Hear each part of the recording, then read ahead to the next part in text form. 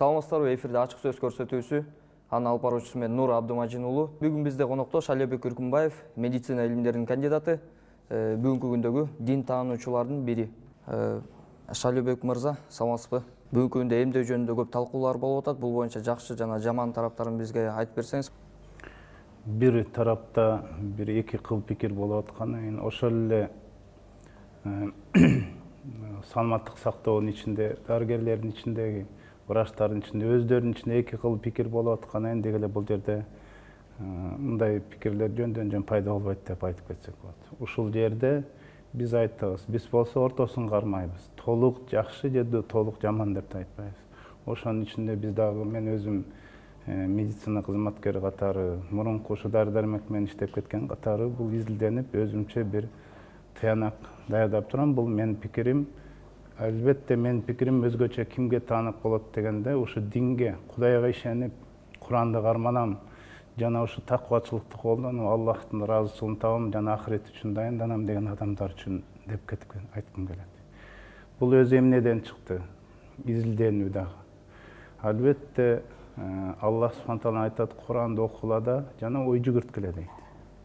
Куранды окуганда биз билдик, эң биринчи бул Куранда Нахл сүрөсүндө айтып кетип аткандай, Аллах субхана таала эң биринчи өлүмтүктү, даражасы эң жаман болгон ыплас болуп өлүмтүктү арам кылдык дейт. Андан кийин канды, андан кийин силерге чочкону жана Аллахтын ысымы менен союлбаган, мисал бисмилла деп союлбаган малдын этин харам кылдым деп Куранда айтып берип атат.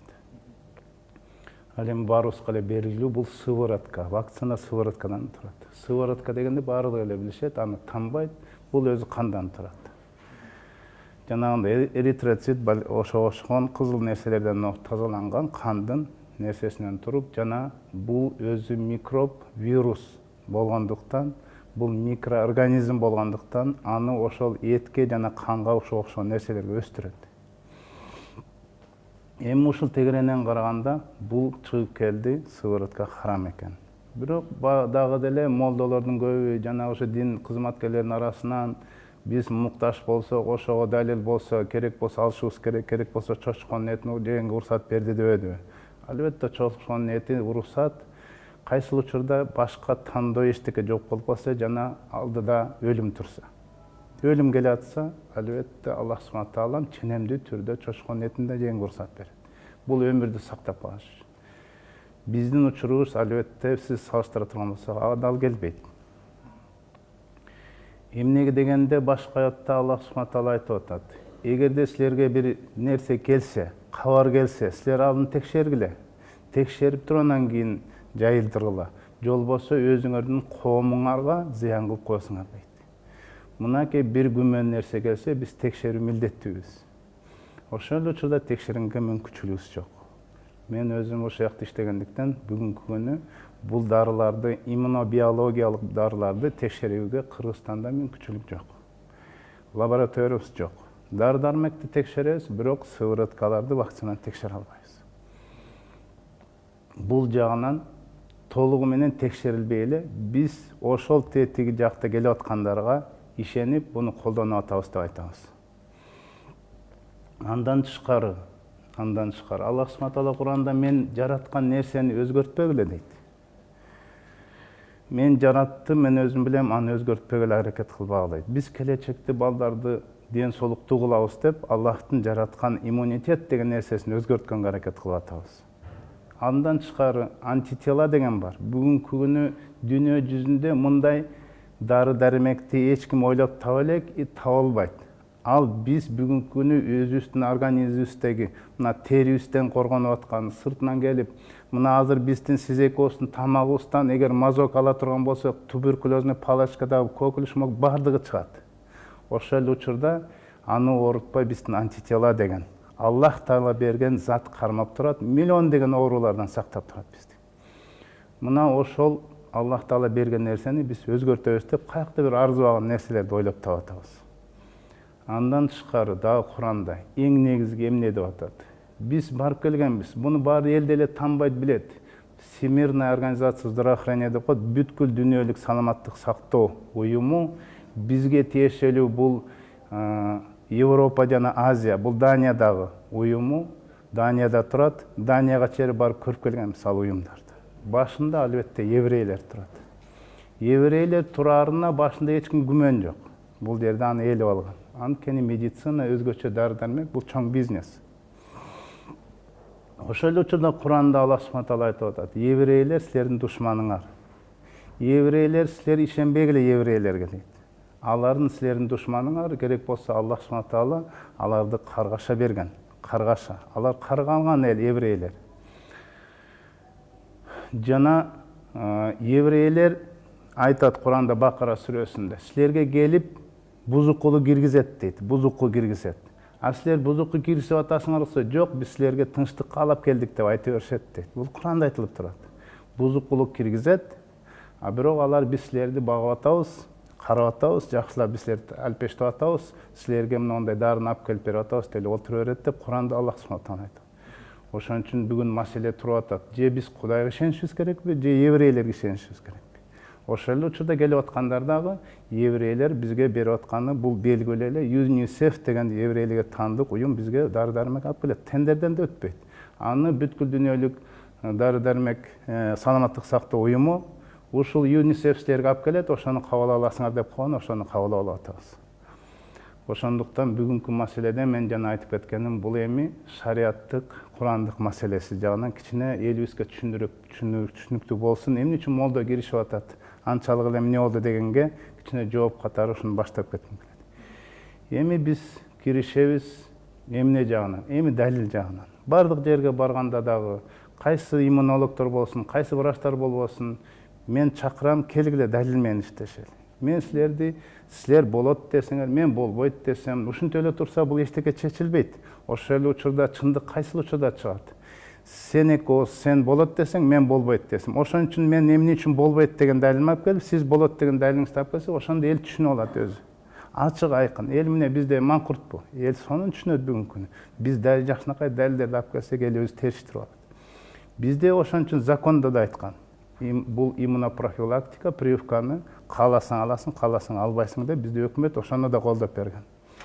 Бүгүнкү биздин дары-дармек, саламаттык сактоо министрлигинин позициясы кандай болуп атат дегенге азыр мына өзүңөр түшүнүп каларсыңар.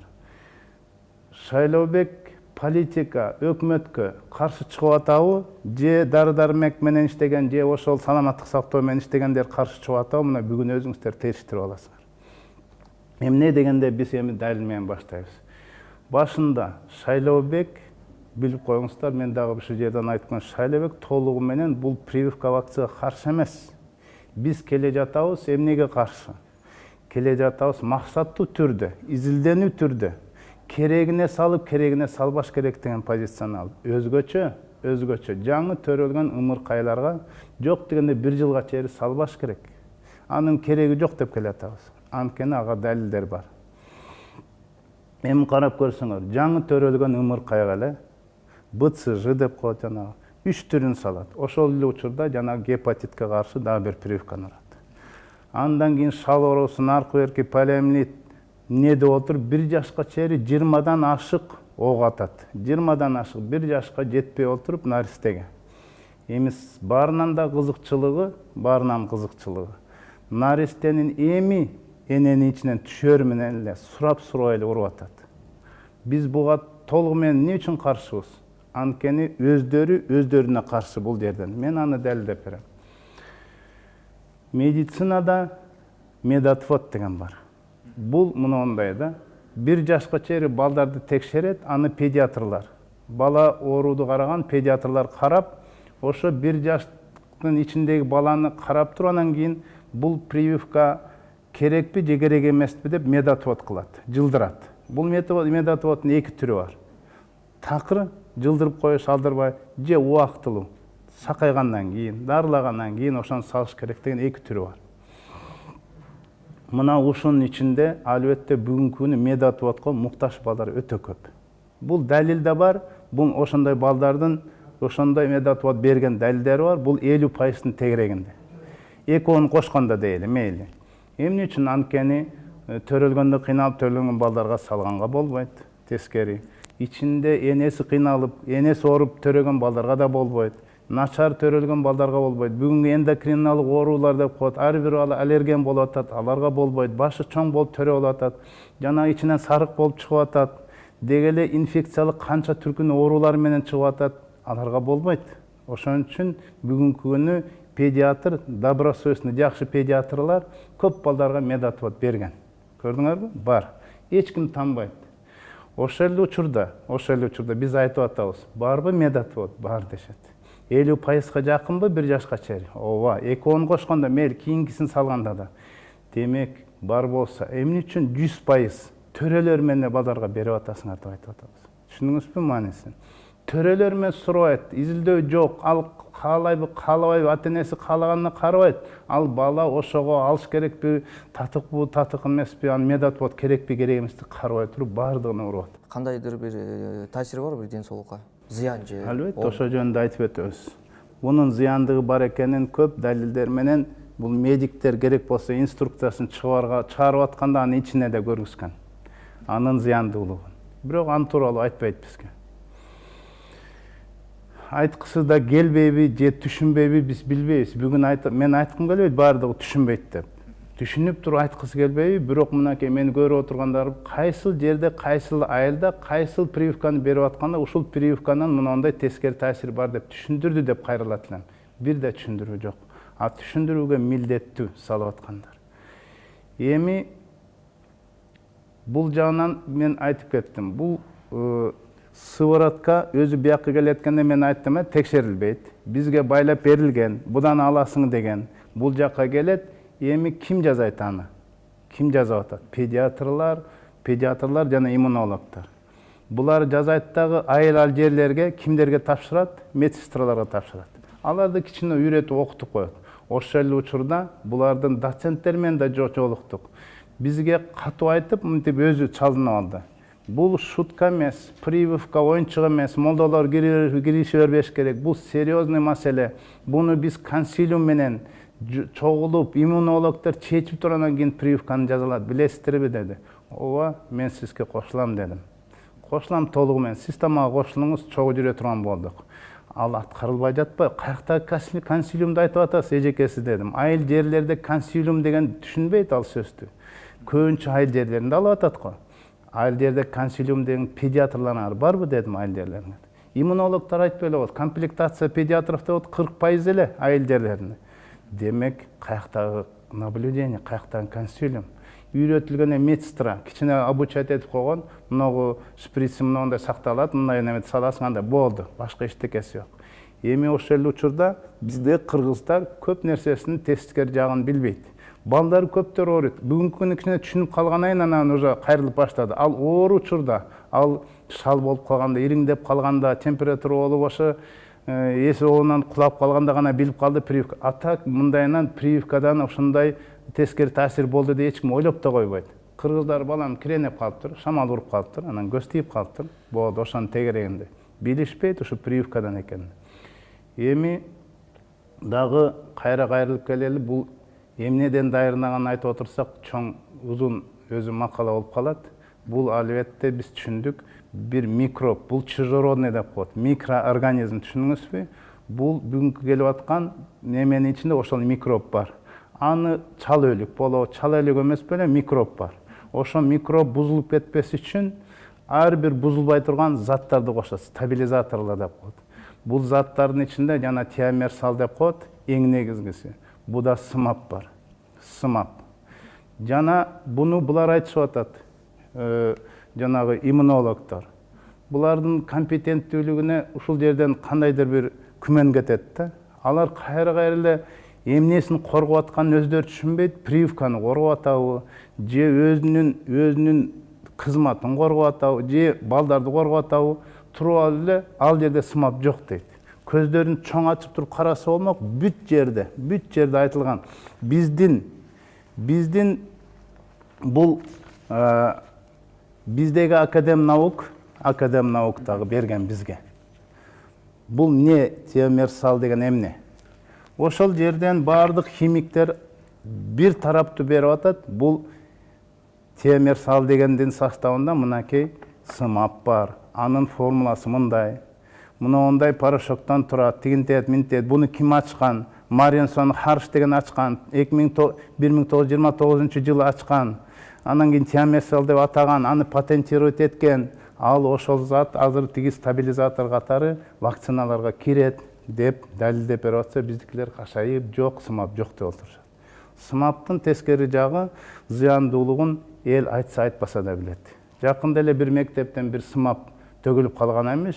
Бул МЧС канчалык кабарлар менен изоляция кылып, аны түм эле ушунчалык бир жарыя кылып, элди токтотон сымапты чогултуп туруп алып кетишкен. Эмне деген анын жытына эле ооруп калат деген. А жыт эмес, ичке кетип атпайбы? Булар айтат, дозасы кичинекей дейт. Ошол эле учурда, ошол эле интернеттен, ошол эле Америкага барып бир жыл окуганбыз. Ошолордун мындай список бар. Предельно допустимые дозы, орусча жакшы звучит этти, предельно допустимые дозы ядов дейт. Ошонун ичинде сымап турат. Сымап биздин берип аткан дозадан дагы ылдый дозасы көрүн, предельно допустимые дозы деп тур. Биздеги бир жылдагы соккон, мына жерге соккон сымап 100 эседен ашып кетет экен дозасы. Алардын таблицасына салганда. А булар зыяны жок деп отурушат. А сымап эч убакта денеден чыгып кетпейт. Ал барып кандай ооруларга алып бир почкага барып такалат, мээде калып калат. Бул өзү урод калып келет. Мынакей бүгүнкү күнү американецтер өздөрү далилдеп атат, аутизм деген оору мына ушул прививканы кесип эти деп айтышып атат. Биз эмес, американецтер өздөрү айтып атат. Андан тышкары алюминий деген бар. Алюминий деген бар. Ошого окшогон формальдегид кылат, формалин деген бар. Билесиңер, жана аны керек болсо жана мебелге колдонбой калган. Игрушкаларда болсо Кытайдан келген формалин бар экен деп аны ошол эле жокко чыгарат. Бул бузулуп кетпеш үчүн жана сыворотка сакташ үчүн аны да кошушат. Эми айтып берсе көп маселе, мына ушуларды биз жөндөн жөн эле кетип калабы деп да айтып кетебиз да. Булардын максаты кандай болуп атат? Бул бизге сыворотканы сайып атат, анан эмне бизди өлтүрүш керекпи булардын максаты? Жок, эми антип да айтпайбыз, өлтүрүш керек. Бали биз билебизби, билбейбизби, билбей жазайбызбы, биз тиги башынан баштап эле бул система кирип кеткенден кийин медиктер бунун иштинен да иштеген. Бул жерде мындай маселе да бар. Сиз экөөбүздү ит иштеп кетсе, бешенство деген бар, кутурма. Кутурма ошол учурда бизге кутурмага вакцина салса жакшы. Бир жерди тилип алдык. Тилип алгандан кийин барып туруп ошо тилип алгандан кийин антистафилокко каршы сыворотка салса, прививка салса, буга биз макулбуз, каршы чыкпайбыз. Ошол эле учурда сиздин кесибиңиз мал менен, же бир операция менен, же бир иш менен бир жерде эпидемия чыгып аткан жерде гепатит көп болсо, ошол жерден сиз сактаныш үчүн ошол жака барып атканда, же операция кылып атканда, же тиш менен иштейсиз, же бирөөдөн жугуп калат деп коркуп ушундай максатында сиз ошол вакцинаны алсаңыз, ошого татыктуу деп биз эсептейбиз. Ушундай изилдөө жок болуп атат бизде. Изилдөөлөрдөн эчтекеси жок. 40 миллион акча алат жыл сайын. 40 миллион тегерегинде. Ал акчанын баарын только закуп жана салууга. Дагы бир нерсени айтып кетет, КТУ деп коет. Мына отурат медиктер өздөрү КТУ деп коет, коэффициент трудового участия. Бул иш жүзүнө катышуу деген сөз. Бул акча берилет ошо, коэффициент трудового участия. Кимге берилет? Ошол фонддон берилет, педиатрларга жана укол салгандарга птичка коюп, канча көп прививка алса ошончо акчасы көп болот. Бул жерде конфликт интересов деп коет. Мына ушул жерден мен жанагы дары саламаттык сактоо министрлигинен бул саламаттык сактоо политикасы деп коет. Ошо политикада жүргөндөрдө конфликт интересов деген сөз, бул коррупция деген сөз. Мен ошол уколду салам, жана укол үчүн акча алам, а кантип мен каршы чыгам кайра? Бирөөдөн пара алып алам да, ана кайра ошого кантип каршы чыгам? Ошон үчүн бул жерде анын нерсени да алып салыш керек. Педиатрлардын көбү эмне каршы чыкпайт ага? Анткени айлык алышып атат аяктан. Алар каршы чыкпайт. Иммунологдор эмне үчүн каршы чыкпайт? Анткени ошол жактан айлык алышып атат. Мына ушул жерде да айтып кетишибиз керек. Бул жерде конфликт интересов бар. Президентибиз ушунун үстүнө кандай указдар чыгарган. Мынакей бардык бийликте отургандар ушунун үстүндө иштеп атат. Коррупцияга каршы. Коррупция ушул жерде да ятат. Андан тышкары дагы айтып кеттик. Эми албетте биз өлтүрөбү, өлтүрбөйбү деген маселесинде мынакей биз антип айта албайбыз. Мен антип айта албайм. Эмне дегенде изилдөөдү мен эмес, көп чет өлкөлүк жана орус қазақ керек болса бүгінгі күн біздің қазақтар укмуш изилдөөлөрдү жүргүзүп атат. Анишенко деген бизден кетип калган. Бизден кетип азыр Россияда бул сан служба, первый замминистр болуп канча иштеп жүрдү. Сан службанын баардыгын тейлеген Россия боюнча. Ошол айтып атат. Бул прививка боюнча биз изилдеп баштагандан кийин билдик дейт, эчтекени билбейт экенбиз дейт. Биз билген нерсе дейт, бул айсберг, океанда айсбергдин жөнүндө чокус экен дейт. Канча нерсе. Буну орустар айтып атат. Биз туруп бул жакта билебиз, аякта мындай зат жок, пайдасы бар, пайдасы жок деп отурабыз. Ошол эле учурда бирде иммунолог, бирде изилдөө жүргүзгөн эмес. Биздин учурда иммунолог деп атаганыбыз менен бирөөдү хирург десек, ал действительно хирург. Анткени операция жасайт. Кардиолог десек, кардиохирург десек, кардиохирург. Ал операция жүрөккө жасайт. А иммунолог деп эмне үчүн аташыбыз керек алар? Бир жерден ушуну айтышка туура келди. Сиз иммунологсуз болобу? Иммунолог деп айтып койсок эле иммунолог болуп койбойсуз да. Иммунология болсо ички орган. Бул сырттан көрүнбөйт. Бул кан, молекула, атом, бул иммунитет, көзгө көрүнбөгөн нерсе. Буга изилдөөлөр керек. Бир да иммунолог, бир изилдөө, бир жок дегенде бир вируска иммунодефицитти текшербей туруп эле ушинтип жарыялашта туура эмес. Изилдөө бул жерде медициналык, доказательный медицина иммунологдор тарабынан бир да жок деп айтып кете алам мен. Башка мамлекеттерде Ошон үчүн биз башка мамлекеттерден алабыз да далилдерди. Ошон үчүн башка мамлекеттерди биз мисал келтире алабыз. Эмне? Анткени ошолор жүргүзүп атат изилдөөлөр. Бул бизге жүргүзүлгөн эмдөө Эми булар мамлекеттерде барбы да? Аяка да жүргүзүлөбү? Ооба, эми ал жактан биз изилдөөлөрдү жүргүзүп биз билебиз. Орустар эле, мына орустарды эле карагыла, алар өздөрүнүн схемасын өзгөрткөн. Алар толугу менен бизчилеп Всемирная организация здравоохранения деп карабайт аяктан. Аяктан бөлүнүп, өздөрүнүн заводу бар, өздөрүнүн чыгарганын гана колдонушат. Ал жагынан булар толугу менен орусча айтканда перестроились да. А биз Кыргызстан баары эле Евровоз, ВОЗ деп карап турабыз да. Эми биз минтип айтабыз. Булар прививка кылгандар айтат, төшүн чабып атат. Биз азайттык го дейт. Ооруду илгери. Жана кечээ бир чалды реклама коюп коюптур. Биз карачы, эмдөө жок, мен 9 балалы болгон, ошон 3 эле калган деп реклама кылдыртып атат да. Ошону бар туруп прививкага таккан бу дагы туура эмес да. Прививка кече эле жакын пайда болду 60-жылдар. Эми бул эмне үчүн эң негизги биз психологиябыз рекламанан паникага берилип кетиппиз да. Бирдекени көрүшсө ана коркобуз. Бирдекени ошондой көргүсө ошондой экен деп ойлоп калабыз. Мына ошон үчүн психология канча адам, канча жылдан бери биздин адамдар уруп койду, алыш керек. Бирок коркунучтуу, албаса ооруп калат, өлүп калат деген маселеди коюшуп атат. Ошол эле учурда биз айтып атабыз. Мына көр маселенеси менен азыр ошол жөнүндө да сүйлөшөбүз, иншалла. Булар айтат, биз прививка менен төшүн кагып биз асайтып атпайбыз ооруду дейт. Ошол эле учурда мынакей доктор Вера Шайбнер деген, бул мен интернеттен алдым. Жана башка бир маалыматтардан толук жерде бар, бул докторлорду баары эле билишет. Бул өзү США-нын жана Австралиянын, США-нын, Великобритания 3 мамлекеттин министрлигинен алып маалыматты изилдөө жүргөн 1900-жылдан баштап. Түшүнүңүзбү? 1900. Ошол учурда мен силерге көрдү көргүзүп кетейин. Мына бул жерде өлүм канчага? Мынакей 100 000 адамга график смертности кори США-да.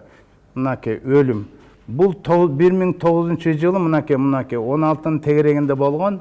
Мынакей бул бир көйөк ылдый түшүп отуруп, мынакей бул стрелка бизге көр келген жыл 1960-жыл. Прививка келген жыл. Өзүнөн өзү азайган. Мынакей көрдүңөрбү?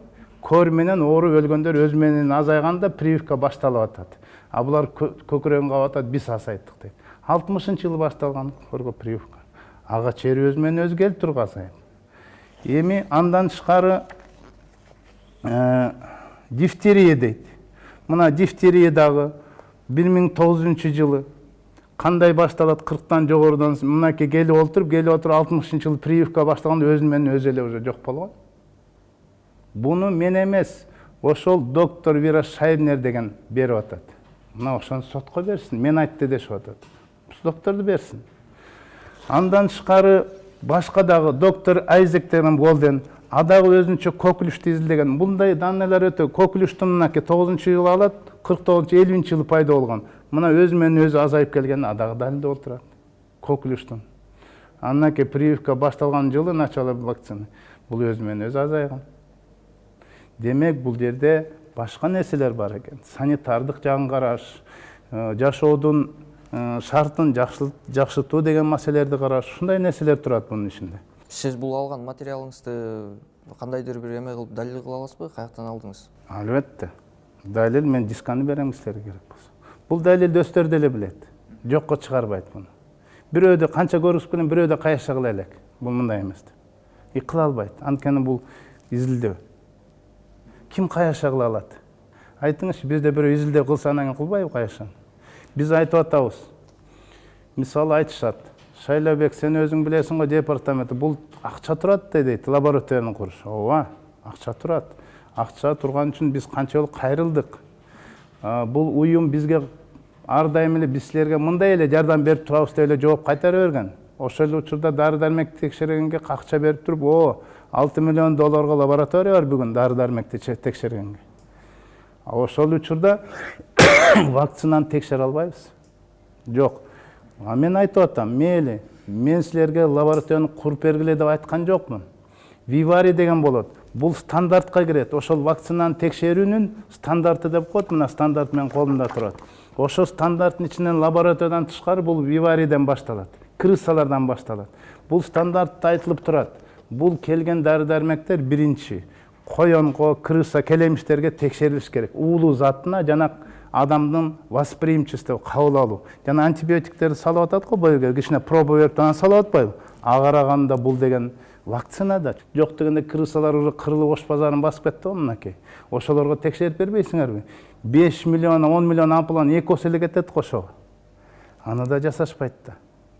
Кол тийиспейт да. Эмне? Анткени азыр эпидемияны жарыялап туруп эле кайра эле прививка алган оңоюраак аларга. Демек, бул вакциналар адамды таптакыр эле өлтүрө салбайт, бирок баягы убактысы менен ооруларды пайда кылып. Эми антип деле айтпайбыз, буга да изилдөө жок. Биз эмнеге талашып тартышып күрөшүп атабыз?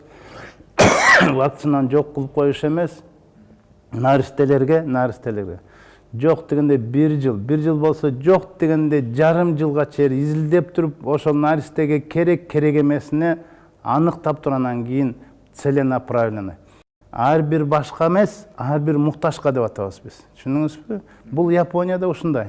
Мисалы, ушунча акча берсе, алар 3-төн 1 бөлүгүн гана вакцинаны сатып алганга коротот, а калган 2-ден 3 бөлүгүн изилдөөгө коротот. Түшүндүңүзбү? Ошон үчүн алар 2 жашынан баштап кимге керек эмес деп изилдеп турандан кийин салып башташат. А бизге керек эмес болсо баардык эле балдарга салып атат. Эми жанагы мамлекеттерди мындай санап өтсөңүз, кайсы мамлекетте уруксат берилген, жана кайсыл жакта мындай киргизилбейт? Уруксат берилген деген кандай? Мисалы, Казакстанда сиз эметпейт деп атасыз, мындай вакцина киргизилбейт. Жок, киргизилбейт эмес. Алар бүгүнкү күнү орустар менен казактар өзүнчө өзгөртүлгөн схемасын. Алар ВОЗ менен иштешпейт да. Түшүндүңүзбү?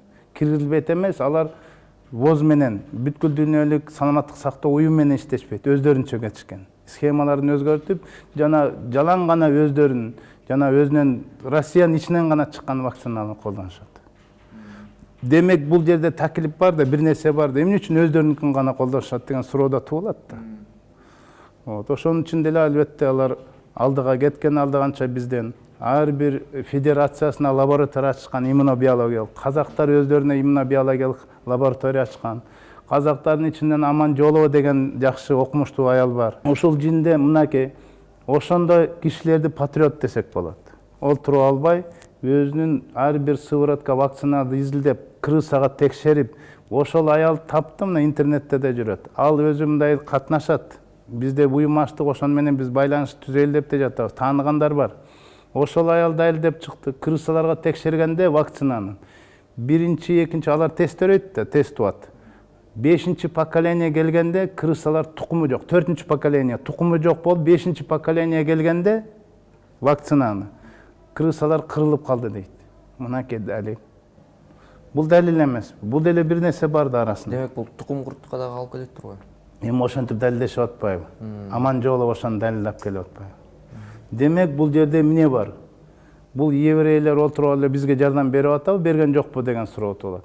Анан отуруп эле бүгүнкү күнү сурооту болот. Менден сураса, сен еврейге ишенесиң же Кудайга ишенесиң? Мен Кудайга дейм. А биз еврейге ишенип атабыз. Азыр Кудайга ишенбей врачтарга ишенип кеткендер канча. Мына ошон үчүн биз айтабыз, Куранда Аллах Таалам айтты, еврейлер биздин душман. Биз душман деп кабыл алабыз. А бүткүл бардыгына белгилүү еврейлер эмне гана кылышып атат бүгүнкү. Комитеттер эмне кылышып атат, кандай тетиги мусулмандарды кырып атат. Ошол эле ичинде мусулмандар террорист. А бүткүл эки дүйнөлүк согушту кимдер чыгарды? Кимдер азыр миллиондоп курап атат бомбалар менен? Алар террорист эмес экен да, ана мусулман террорист. Анан бул жерде бир эки жолукчан прививка албай койсо эле алып чыгып атат. Мен капа болгонум, мына кайрылганым. Менин коллегаларым, Калилов баш болгон коллегаларым туруп эле жолукчандарды алып эле ошолорду эле реклама кылып атат. Бул деген исламды тепселөө деп түшүнөбүз. Исламга акарат кылуу деп, исламга тийишүү деп түшүнөбүз. Булар жакшынакай маалыматты берсин. Булар да минтип атат бүгүнкү күнү. Барып туруп прививка албаса школго, мектепке жана бала бакчага киргизбей атыптыр. Эмне дегенде сенин прививкаң жок. Биз суроо берет элек. Мен балам жетелеп келдим. Эмне үчүн албай атсың? Прививкасы жок. А эмне мен балам оорубу? Ден соолугу нормально болуп турган. Жок, сен балаң оору эмес, ооруп калат. Анткени ооруп калса мен жооп берем да. Сен ишиң кайсы? Ушундай суроо туулат, туурабы? Алар айтат, биз жооп беребиз дейт. Ооба, алардын жооп берүүсү бар, бирок өздөрүнүн жана функциональный обязанностун тегерегинде. Ошол эле садик воспитательдер. Ошо мектепке киргизбей койгонго уруксаты бар балардын. Эми карап туруңуз, ошо жөнүндө сүйлөйм да. Алар айтып атат, биз жооп беребиз дейт. Алар жооп берет, өздөрүнүн функциональный обязанностун аткарбаса. А мектепке окуйт, кимди окутпайт, алар чечпейт.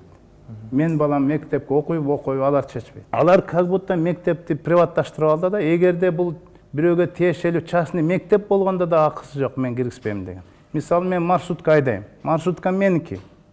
Ошол учурда токтоп туруп, мен сен тетиги сен киресиң, сен кирбейсиң, мен сен жеткирем, сен жеткирбейм деген таңга акым барбы мен? Акым жок. Маршрутка даже меники болгондо да, частный мектеп болгондо да эч ким киргизгенге акысы, киргизбей койгонго акысы жок. Эмнеге? Анткени конституция жана закон биз тарапта. Билим берүү законунда жок андай. Прививкасы жокту киргизбегенин жок. Бүгүнкү күнү саламаттык сактоо ал өзү деле эмес, сан службасы. Жанагы билесиңер да, сан службасы якобы бир кат чыгарыптыр. Бул рекомендация деген түрүндө да, биз силерге рекомендуем прививка кылбагандарды киргизбегиле да. Бул рекомендация. Анан бул хитрый кылышкан да, андай рекомендацияны кылгандан кийин тетигилер аны колдонуп алып туруп, мына кет чыкты дегенге да акысы жок. Алардын өстөрүнө чалсак, биз жазылып турат го приказына. Жөн эле рекомендация кылдык, биз ничего дейт да. Телефондор бар. Ошол эле учурда мен жана кайрылып келем, биз жооп беребиз да дегенге, мына мен конституцияны айтып бергим келет. Конституцияда жоопкерчиликти балдардын өнүгүүсүнө, алардын чоңоюусуна ата эне өзү жооп берет дейт. Бул жерде конституциянын 36 беренесинин 3-пунктунда жазылып турат. Алар айтат, биз жооп беребиз дейт. Жок, ата эне өзү жооп берет. Алар эмненин тегерегинде жооп берет? Өзүнүн функциональный обязанность. Мисалы, садиктен караш керек, кийинтиш керек, тамак бериш керек, убагында уктатыш керек, кайра туруш керек, бирөөгө колуна тапшырбаш керек, ден соолугун караш керек, ыйлатпаш керек, бири-бирин мушташпаш керек, жыкпаш керек, көгөртпөш керек, ошонун тегерегинде жооп берет. Ооба. Бирок ал функциональный обязанность деп коет. А кимди алат, кимди албайт, бул закон. Закон мына конституция. Эми закон мына телекөрүүчүлөргө, биздин көрүүчүлөргө кайрылып кетет элем. Мынакей закон иммунопрофилактика закону. Бул орусчасын алып чыктым. Закон иммунопрофилактических инфекционных болезней. Об иммунопрофилактике инфекционных болезней деп турат. Мына ушунун 5-чи беренесинде мындай кыргызча айтканда минтип турат. Укуктуу ким? Бул кыргызстандардын жарандардын укугу дейт. Барып туруп медиктерден, из медицинских работников толук жана адилеттүү маалымат алганга укуктуу дейт.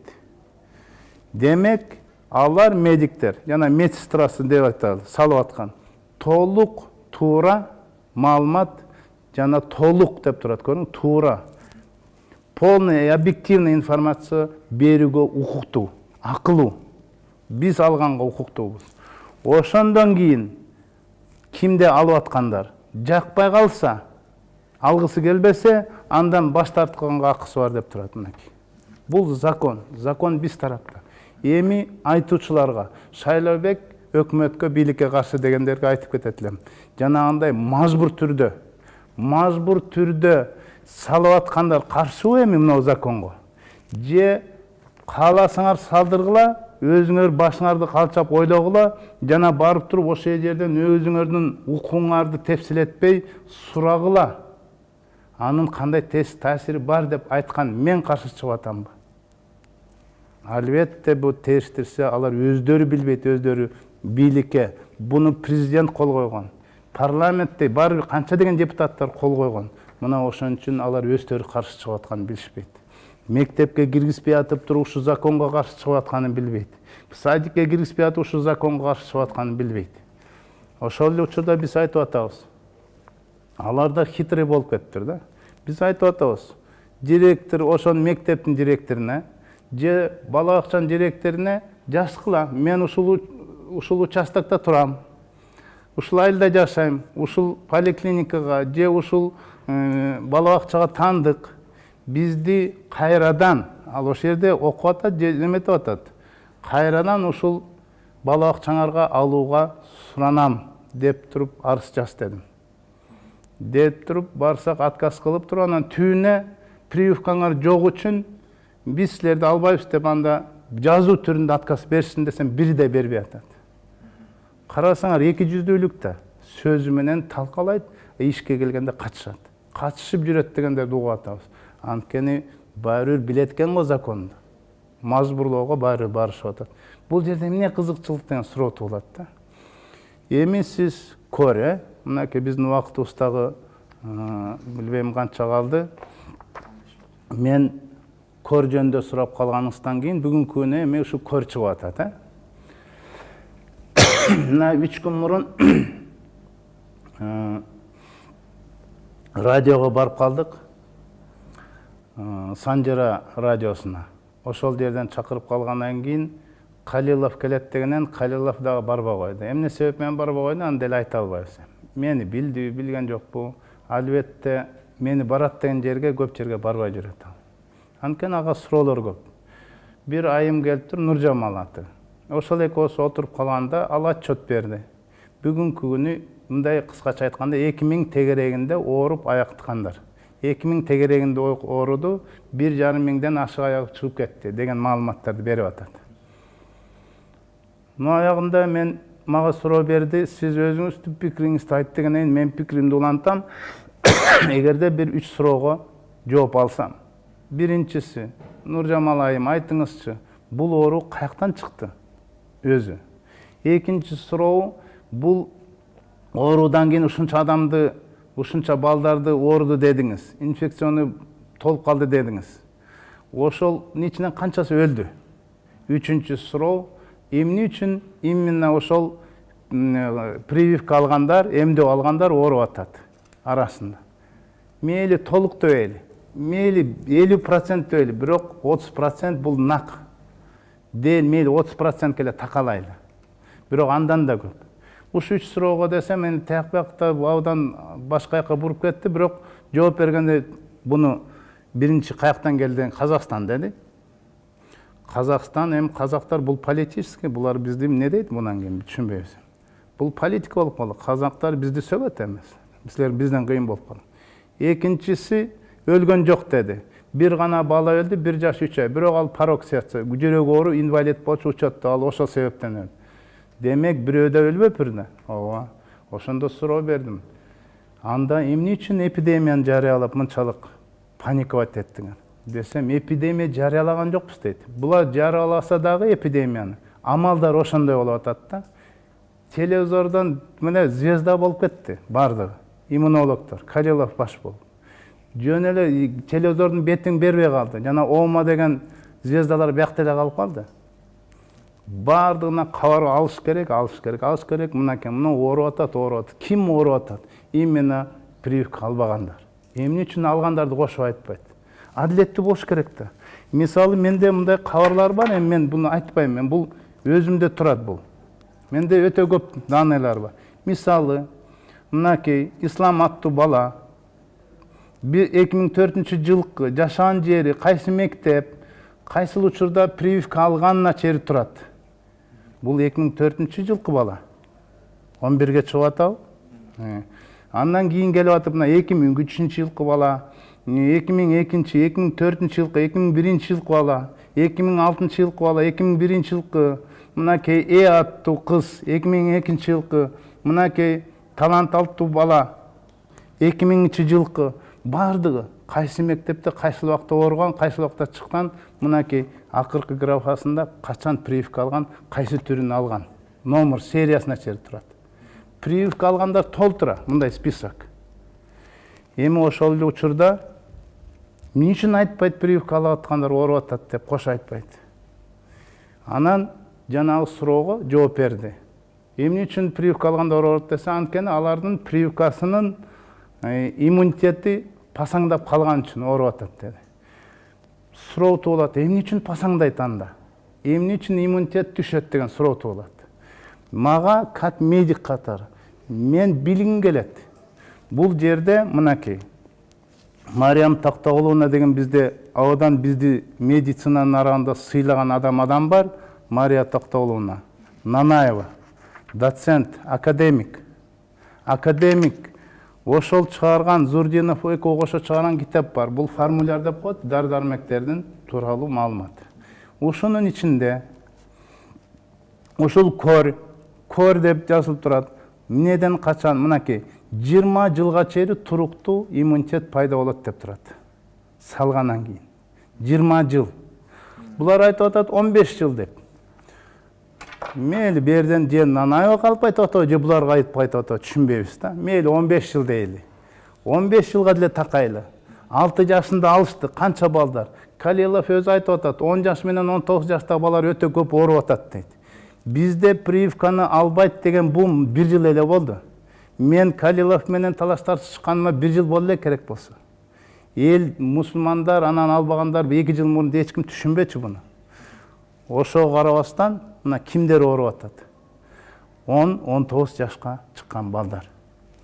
Ошондо суроо туулуп атат. 6 жашында алса, эмне үчүн мынакей 11 жаш, 12, 14 жаштагы балдар эмне үчүн ооруп атат деген суроо туулат.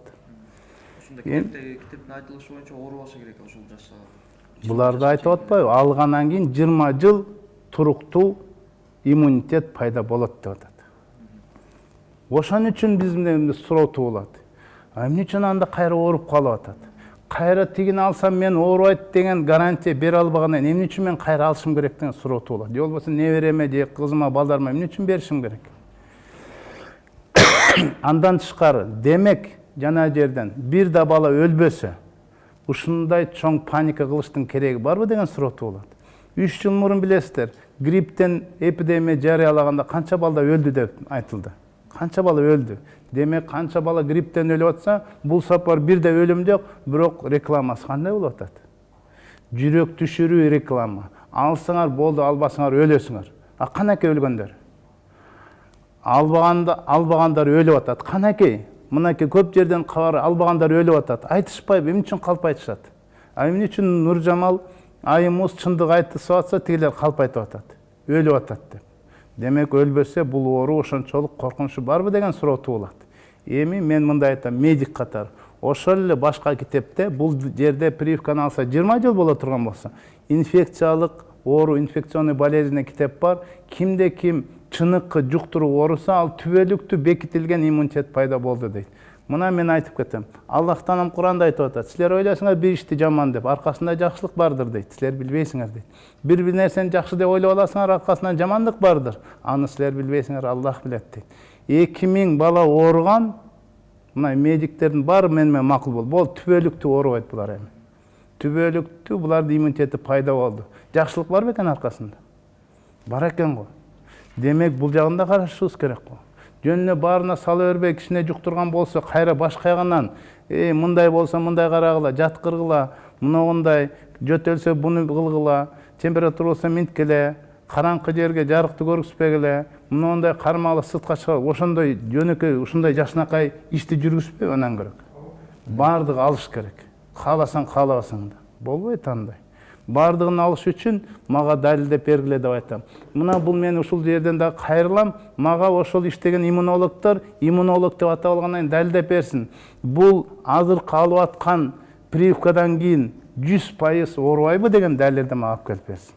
Мен ынанбайм сөзгө. Эмне дегенде бул вирус деген бар. Медиктердин бар, вирустун бардыгы мутация болот. Мутация деп коет, башка штамм, мисалы грипптен 120дан ашык штаммы деп атат го. Ушул сыяктуу вирустун мындай айланып башкача болуп кетмеyi бар. Балким азыркы келген башка штамдагы вирустур. Көрдүн башка түрүдүр. Мутация болгон көрдүр. Изилденбей туруп эле эмне үчүн мен алышым керек? Мага далилдеп бергиле деп атам. Бул вирус штаммы многул экен, бул штамга многундай туруктуу кылат деп далилдеп берсем, мен өзүм балдардын жетелеп барып салдырам. А многундай ынанбайм мен. Буну алса жеңил эле ооруп кетет дегенге да ынанбайм. Жеңил болсо да эмне үчүн ооруш керек деген суроо туулат. Бул жерде оорубайт дейт. А жөн эле жеңил болсо да ооруп кетет деген нерсе менен мен барбайм, баргым да келбейт. Ушуну менен алып баруубузду жыйынтыктайлы. Урматтуу көрүүчүлөр, бүгүн бизде ачык сөз көрсөтүүсүндө Шайлообек Үркүнбаев болду. Шайлообек мырза келип сөзүңүздү айтып кеткениңизге чоң рахмат. Саламатта болуңуз. Ассаламу алейкум рахматуллахи ва баракатух.